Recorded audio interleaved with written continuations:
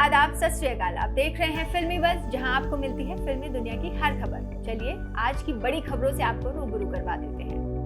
सबसे पहले बात करेंगे रैपर, पॉप सिंगर और म्यूजिक कंपोजर यो यो हनी सिंह के बारे में, जो इन दिनों मुश्किलों में है। हनी सिंह की पत्नी शालिनी ने उन पर घरेलू हिंसा का मामला दर्ज करवाया है। शालिनी ने हनी सिंह के खिलाफ दिल्ली की 30 हजारी कोर्ट में ये मामला दर्ज करवाया है। इसके तुरंत बाद हनी सिंह के खिलाफ कोर्ट ने नोटिस जारी कर दिया और जवाब मांगा है, जिस पर अब हनी सिंह को रिस्पॉन्स करना है। शालिनी ने हनी सिंह पर मारपीट करने, मानसिक तनाव देने और इमोशनल टॉर्चर करने के गंभीर आरोप लगाए हैं। यो हनी सिंह उर्फ हरदेश सिंह पर शालिनी के आरोप हैं कि हरदेश, उनके माता पिता और छोटी बहन ने उनका शोषण किया है। इसके साथ ही शालिनी ने खुलासा किया है कि हनी सिंह और शालिनी का रिलेशन उनके हनीमून के वक्त से ही बिगड़ना शुरू हो गया था।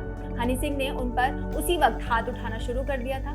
दोनों की शादी 23 जनवरी 2011 को हुई थी। हाल ही में उन्होंने अपनी शादी की 10वीं सालगिरह मनाई थी। शालिनी की याचिका में हनी सिंह पर नशा करने और दूसरी महिलाओं के साथ संबंध रखने की बात भी कही गई है। शालिनी का कहना है कि किसी भी कॉन्सर्ट या सिंगिंग टूर पर अपने साथ ले जाने के लिए हनी सिंह उनके साथ बुरी तरह मारपीट भी करते थे। इसके साथ शालिनी ने यह भी दावा किया कि हनी सिंह ये कहकर अब अपनी शादी की अंगूठी भी नहीं पहनते कि हीरा पहनना उनके नसीब के लिए अच्छा साबित नहीं होता।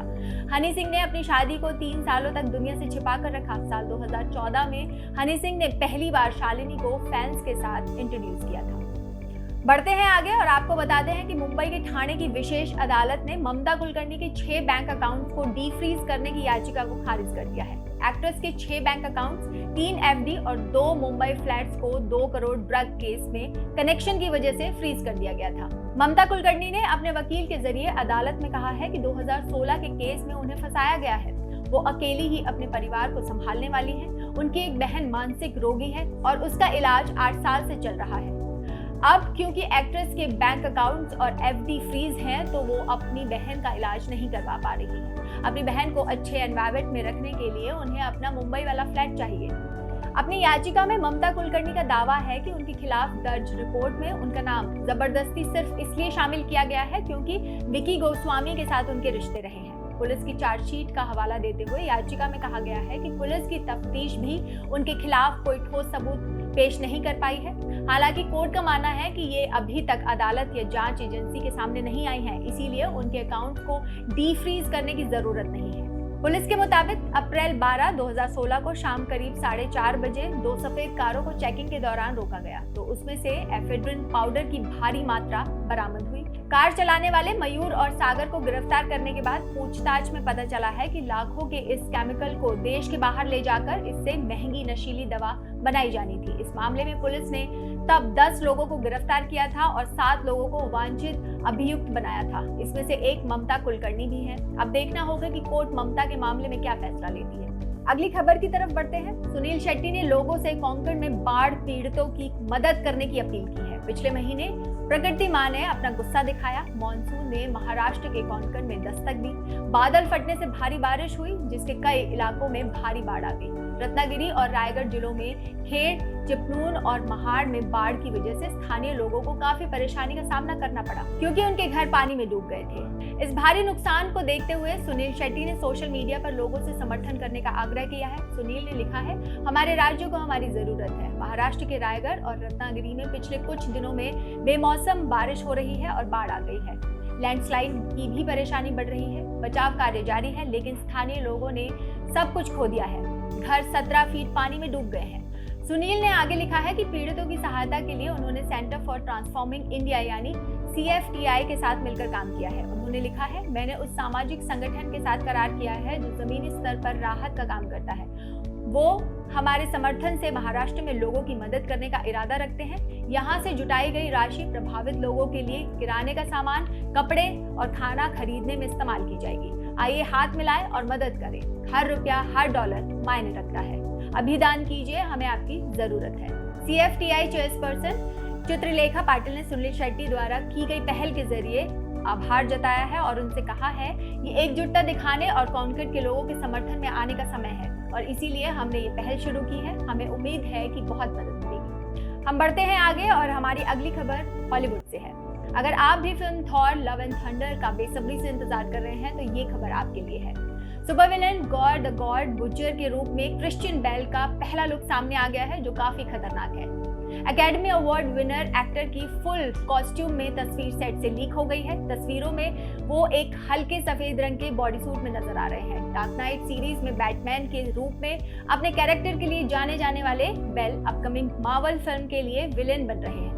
हालांकि अभी तक उनके किरदार के बारे में ज्यादा जानकारी नहीं मिली है, लेकिन ये तो तय है कि गॉर को सबसे खतरनाक मार्वल्स विलेन्स में एक माना जाएगा, जो थानोस से भी ज्यादा शक्तिशाली है।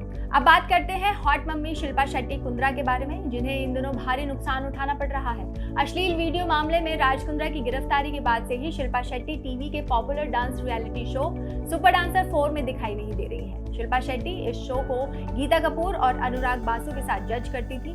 वो इस शो की सबसे महंगी जज थी, लेकिन राज की गिरफ्तारी के बाद से वो गायब है, जिसकी वजह से उन्हें अच्छी खासी चपत लगी है। अंदाजा है कि शिल्पा को इसकी वजह से 2 करोड़ रुपए का नुकसान हुआ है। शिल्पा शेट्टी हर एपिसोड के लिए 18 से 20 लाख रुपए फीस लेती थी। इस शो के हर हफ्ते 2 एपिसोड शूट होते थे, लेकिन पिछले 4 एपिसोड से वो सेट से गायब है। लेकिन कहते हैं ना, शो मस्ट गो ऑन। इसी तर्ज पर मेकर्स उनकी जगह गेस्ट इनवाइट कर रहे हैं। पिछले वीकेंड पर उनकी जगह शो में करिश्मा कपूर दिखाई दी थी। इस वीकेंड में रितेश देशमुख और जेनेलिया को उनकी जगह बिठाया गया था। इन कुछ हफ्तों की गैर मौजूदगी में उनको 2 करोड़ रुपए का नुकसान हो चुका है।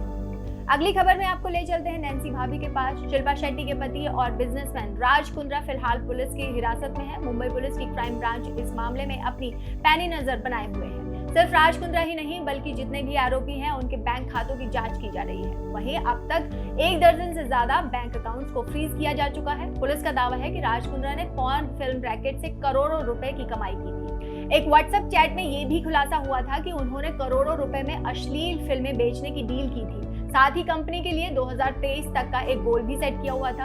अब सागरिका शोना सुमन ने खुलासा किया है कि इन फिल्मों से सिर्फ राज कुंद्रा ही नहीं, बल्कि फिल्मों की शूटिंग से एक्टर्स भी करोड़ों रुपए की कमाई करते थे। हाल ही में सागरिका ने एक बयान जारी कर इन अश्लील फिल्मों में काम करने वाले कलाकारों की कमाई को लेकर चौंकाने वाला खुलासा किया है। सागरिका का दावा है कि जिस नंदिता दत्ता उर्फ नैन्सी भाभी को पुलिस ने कोलकाता में कुछ दिनों पहले गिरफ्तार किया है, वो हर महीने इस फिल्म से 30 से 35 लाख रुपए तक की कमाई कर रही थी। सागरिका ने यह भी कहा है कि पॉर्न वीडियो से लेकर ऑनलाइन स्ट्रीम होने वाले शोज और वीडियोस क्लिप्स के जरिए नंदिता दत्ता ने 1 साल में 5 करोड़ रुपए तक की कमाई कर ली है। सागरिका ने आगे कहा है कि नंदिता दत्ता, टीना नंदी, जोया राठौर जैसी सभी एक्ट्रेस इन अश्लील फिल्मों के जरिए लाखों रुपए कमाती थी। इन सभी की कमाई सालाना 2 करोड़ से 5 करोड़ रुपए की थी। सागरिका ने पुलिस से अपील की है कि इन एक्ट्रेस को विक्टिम समझने की भूल बिल्कुल ना करें। सागरिका ने अपने बयान में कहा है कि बीते 2-3 साल में इन एक्ट्रेस ने सैकड़ों पॉर्न फिल्मों में काम किया है। ये फिल्में अलग अलग OTT एप्स पर रिलीज हुई हैं। लॉकडाउन में जब सबका कारोबार बंद था, उसके बाद भी पॉर्न फिल्मों का ये बाजार खूब तरक्की कर रहा था। उन्होंने कहा है कि मड आइलैंड में इन फिल्मों की शूटिंग होती थी। एक वीडियो को शूट करने में 6 घंटे का वक्त लगता था। सागरिका ने आगे कहा, ये पॉर्न स्टार्स हैं। इन लोगों ने हर महीने 15 लाख से 25 लाख रुपए तक की कमाई की है। 6 घंटों की पॉर्न फिल्म की शूटिंग के लिए उन्हें 60 से 90 हजार रुपए मिलते थे। सागरिका ने यह भी कहा कि इन एक्ट्रेसेस की कमाई सिर्फ पॉर्न फिल्में ही नहीं थी, बल्कि ये अलग अलग OTT एप्स के लिए लाइव स्ट्रीमिंग शोज भी करती थी। वैसे ये वही सागरिका सुमन है जिन्होंने राज कुंद्रा पर पॉर्न फिल्मों को लेकर सनसनीखेज आरोप लगाए थे। ये सब तो बता दिया मैडम, लेकिन आपने कितने कमाए ये नहीं बताया। खैर, अब हम आपसे लेते हैं विदा। कल फिर हाजिर होंगे फिल्मी दुनिया की खबरों के साथ। तब तक अपना ख्याल रखिए और जाने से पहले बेल आइकन दबाकर हमारे चैनल को जरूर सब्सक्राइब कीजिए।